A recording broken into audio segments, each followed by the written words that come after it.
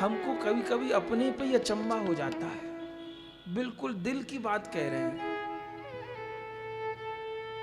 रात दिन लोग मिलते हैं, थोड़ी देर बात करेंगे, आखिर में पूछेंगे ये महाराज इतनी स्मरण शक्ति आपकी कैसे है।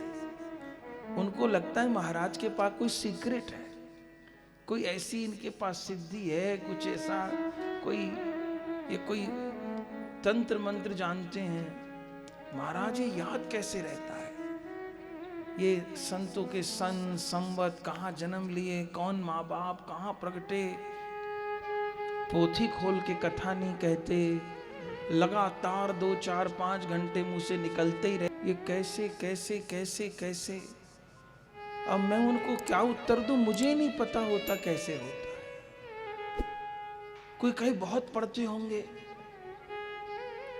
हमको पता है कितना पढ़ते।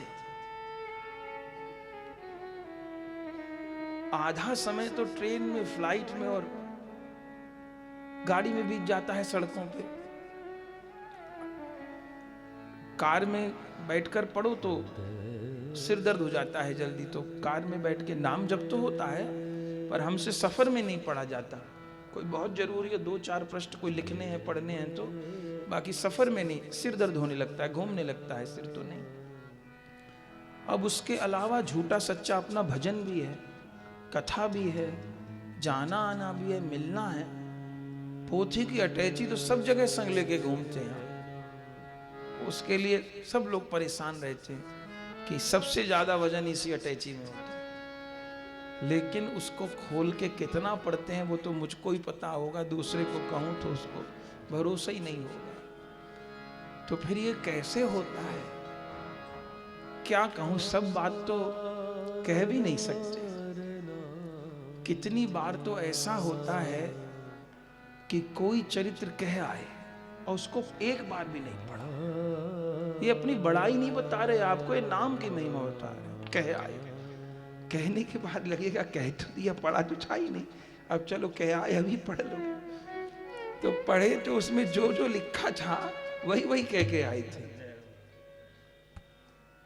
तो एक ही समझ में आता है, हम तो नाम किए ही नहीं, कहा नाम जब किए, कुछ किए नहीं। पर ये महाप्रभु जो कह गए ना कि विद्या वधु जीवनम, तो विद्या दासी है, नाम स्वामी है। विद्या तो वधु है, दासी है। तो यदि हमारे जीवन में किसी को थोड़ी सी भी कोई अच्छी बात दिखाई पड़ती हो तो वो केवल गुरुदेव और गुरु प्रदत्त नाम ही है और कुछ नहीं। साधन जीरो, नियम जीरो, संयम जीरो, ज्ञान जीरो, वैराग्य जीरो, सब जीरो है। बिल्कुल असली बात जो कुछ है सुना हमने, और वो भी नाम भी कर नहीं पाए ढंग से। न तो असलियत तो ये है कि यदि हमको नाम का चस्का सही में लगा होता तो सारी भाग दौड़ बंद करके, सारी कथाओं को, सारे शास्त्रों को प्रणाम करके हम रात दिन भजनिता गौर राधे श्याम जप हरे कृष्णा हरे राम।